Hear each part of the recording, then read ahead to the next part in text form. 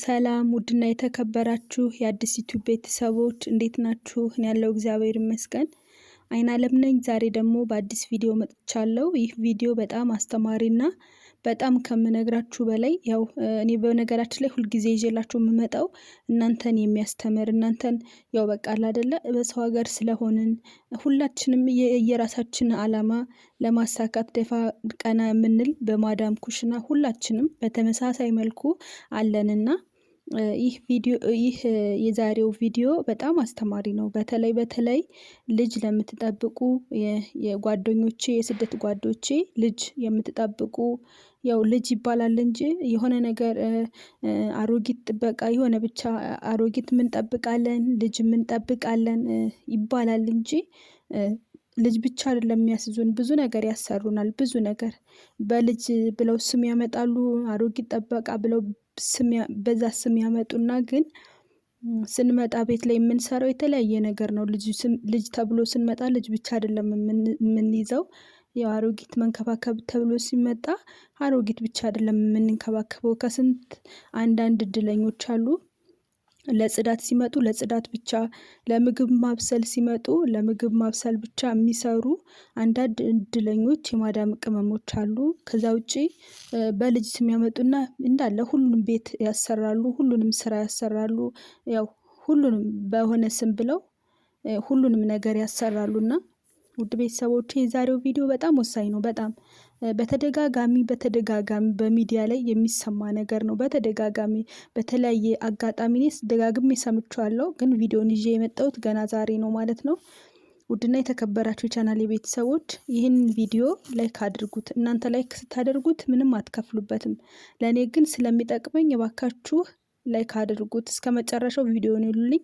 ሰብስክራይብ እያደረጋችሁ ይሄንን ቻናል ቤተሰብ ሁኑኝ። ውድ ቤተሰቦች ይሄ ቻናል ለእናንተና ለእኔ ነው የሚጠቅመው። ምንም ሌላ ነገር አይቀርብበትም። ስለኛ ስለ ማዳም ቅመሞች፣ ስለ አረብ ሀገር ሴቶች አንዳንድ የተለየ መረጃ ሲኖር ይዞላችሁ ይመጣል። እባካችሁ ሰብስክራይብ አድርጉትና ቤተሰብ እንሆን፣ ትጠቀሙበታላችሁ። እስኪ ወደ ዛሬው ቪዲዮ እንሂድ፣ አብራችሁን ቆዩ።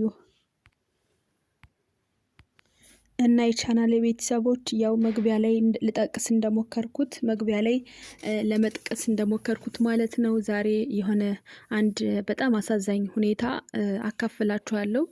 በጣም የሚያሳዝን ነው በነገራችን ላይ። ምክንያቱም የሰው ልጅ ይሄ ይገጥመኛል፣ እዚህ ችግር ውስጥ እገባለሁ፣ እንደዚህ አይነት አጣብቂኝ ውስጥ እገባለሁ ብሎ አይደለም በተለያየ አደጋና በተለያየ ችግር ውስጥ የሚገባውና ደግሞ እኛ ላይ ሲሆን በጣም ያሳዝናል። በሰው ሀገር ሆነን እናት አባት የሚረዳ ሰው ከጎን ሳይሆን እንደዚህ አይነት ችግር ውስጥ መግባት በጣም ነው የሚያሳዝነው። እንዴት መሰላችሁ ቤተሰቦች? አንዲት የማዳም ቅመም ሳውዲ ላይ መሰለኝ ሳውዲ ነው ሳውዲ ላይ ልጅ ትጠብቃለች። ልጅ ጠባቂ ናት እና ማዳሟ ትጠራታለች ማለት ነው። ልጅ እየጠበቀች ማዳሟ ትጠራታለች እና ማዳሟ ስትጠራት ልጅ እየጠበቅኩኝ ነው ምናምን ስትላት ተይው ከነሱ ጋር ከልጆች ጋር ተይው ብላ ትጠራታለች። ከልጆች ጋር ተይው ብላ ትጠራት ከልጆቹ ጋር ትታ ወደ ቤት ትገባለች ማለት ነው። እና ማዳሟ ባዘዘቻት መሰረት ስራዋን ትሰራለች። ስራዋን ሰርታ ስትመለስ ግን ያየችው እንትን በጣም ነው የሚያሳዝነው። ልጁ ውሃ ውስጥ ገብቶ ሰጥሞ ሞቶ ነው የተገኘው። በጣም ነው የሚያሳዝነው። እንግዲህ ታውቃላችሁ ሳውዲ ላይ በጣም ህጋቸው ሀርድ ነው። ህጋቸው በጣም ነው የሚያስፈራው። የገደለ ይገደል ነው እንደምታውቁት እናንተም። በእርግጥ እሷ ገላ አይደለም፣ እሷ አይደለችም ተጠያቂ ልትሆን የምትችለው። ግን በሚያሳዝን ሁኔታ እሷ ተሰሚ የላትም። እሷን የሚሰማት ሰው የለም። ይችን ምስኪን ልጅ ማን ነው የሚሰማት? እሷ ገደለችው አውቃ ገደለችው ከመባልና ከማለት ውጪ ማንም የሚሰማት የለም።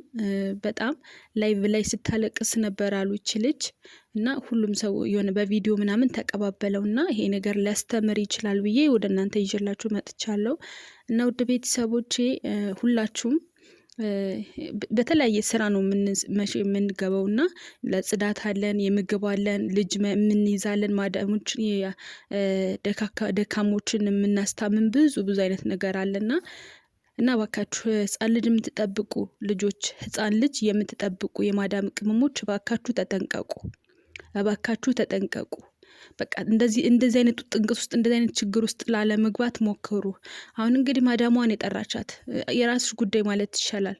ማዳሟ ስራ አልሰራሽልኝም ብላ ብታባረረሽ ይሻላል። እንደዚህ አይነት ችግር ውስጥ ከምትገቢ ልጅ ልትጠብቂልኝ ነው ያመጣውሽ እስካለችሽ ድረስ ልጅሽን በስነ ስርዓት ያዢ። አይ ስራ አትሰሪም ብላ ታባርሽ። ልጅሽን ይዘሽ እሷ ማትሰማ ከሆነ ታባርሽ። ልጅሽን እየጠበቅሽ ስራ አትሰራም ብላ ካሰበች ታባርሽ እንጂ እንደዚህ አይነት ችግር ውስጥ አትግቡ። በእርግጥ እንደዚህ አይነት ችግር ውስጥ እገባለሁ ይሄ ነገር ይገጥመኛል ብላ አይደለም እዚህ ችግር ውስጥ የገባችሁ። እውነት ለመናገር በጣም ነው የምታሳዝነው። እንደምታውቁት የሌሎች ሀገር ዜጎች ጠበቃ ይቀጠርላቸዋል በመንግስት ደረጃ። እንግዲህ አሁን እቺ ልጅ እንግዲህ ያው ፖሊስ ጋር ይሄዳል፣ ሁኔታው ፖሊስ ጋር ይሄዳል። ከዛ የሞት ፍርድ ነው የሚፈረድባት። ለምን? ልጁ ህይወቱ ስላለፈ።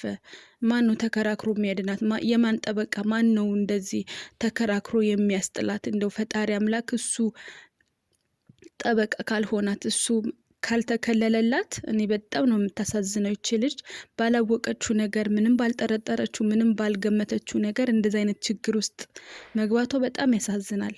በጣም ነው የሚያሳዝነው። በነገራችን ላይ ይሄ ነገር በጣም ተደጋግሟል። አንድ ጊዜ ትዝ ይለኛል፣ ራሴ በጆሮዬ ነው የሰማሁት ይሄንን ማለት ነው። እንደዚሁ ልጅ እየጠበቀች ከዛ ቡና ፊልን ይሏታል። ይሄ ቡና ይወዱ የለ ቡና ፊልን ሲሏት ልጁን ለእናትና ለአባቶች የ6 ዓመት ምናምን ይሆናል መሰለኛ፣ ደግሞ 6 ዓመት ወይ 7 ዓመት አካባቢ ላይ ነውና ልጁን እዛው እናትና አባቱ ጎን ላይ ትተውና ቡና ልታፈላ ወደ እቃ ቤት ትገባለች ማለት ነው። ከዛ ከእቃ ቤት ገብታ ስትመለስ ያ ልጁ ይሄ ምንድነው ብዥ፣ በእኛ ሀገር ብዥ ነው የሚባለው፣ እሱን ውጦ ሲታገል ታየዋለች ማለት ነው። እና ይሄንን በጆሮዬ ነው የሰማሁት፣ ከልጅቷ አንደበት በጆሮዬ ነው የሰማሁት። በጣም እያለቀሰች ሀቢባ ጋር በጣም እያለቀሰች ላይቭ ላይ ስትናገር ነው የሰማኋት። እና ብዙ ጊዜ አለን በየቤቱ የሆነ ደግሞ በልብስ ማጠቢያ ማሽን ሞተ ተብሎ እሱንም ሰምቻለሁ በጆሮዬ። በልብስ ማጠቢያ ማሽን አፍና ገደለችው፣ እንደዚህ አርጋ ገደለችው፣ እንደዚህ አርጋ ገደለችው እየተባለ በየሚዲያው ሲናፈስ ነበረ።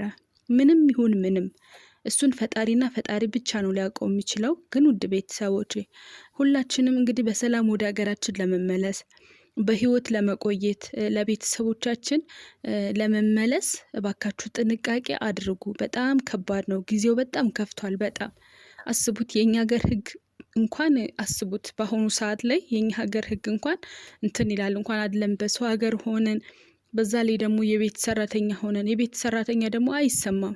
ማዳሞችና ሰራተኛዋ እኩል ቢናገሩ ተሰሚ የምትሆነው ማዳሟ ነች እንጂ የቤት ሰራተኛዋ በፍጹም ተሰሚ የላትም። መረጃና ማስረጃ እስከሌላት ድረስ ማንም ሊሰማት አይችልም።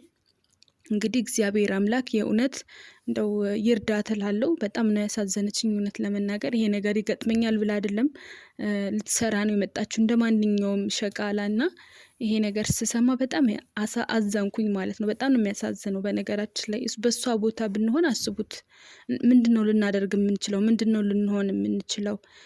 በጣም ስቅስቅ ብላ እያለቀሰች፣ እኔ በነገራችን ላይ አልሰማዋትም፣ ግን ጓደኞቹ ሲያወሩ በጣም ስቅስቅ ብላ እያለቀሰች ነው ላይቭ ላይ የተናገረችው። እና ምንድነው የሚውጠኝ እያለች ማለት ነው። እንግዲህ እግዚአብሔር ይሁናት፣ ሌላ ምን እንላለን? ፈጣሪ ይሁናት እንጂ ማን ነው? የኛ ህዝብ ነው እሷን እንትን የሚላት፣ የኛ መንግስት ነው እሷን የሚያድናት?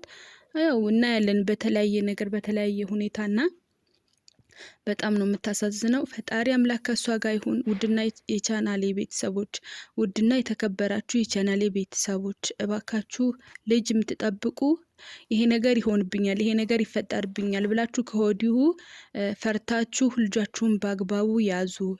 ምንም ያለችውን ትበል፣ ልጅ ልጠብቁልኝ ነው ብላ እስካመጣች ድረስ ልጃችሁንና ልጃችሁን ብቻ ተንከባከቡ። ይሄ ነገር እናንተን ያስተምራል፣ ይሄ ነገር እኛን ያስተምራል፣ ይሄ ነገር ሊጠቅመን ይችላል ብዬ ነው ይዤላችሁ የመጣሁት። በእርግጠኝነት ይሄ ትልቅ መልእክት ነው ያለው። ልጅ ለምትጠብቁ፣ ልጅ እየጠበቃችሁ ላላችሁ ችላ እንዳትሉ ባካችሁ። ምንም ችላ የሚያስብል ነገር የለም። እንዳትዘናጉ።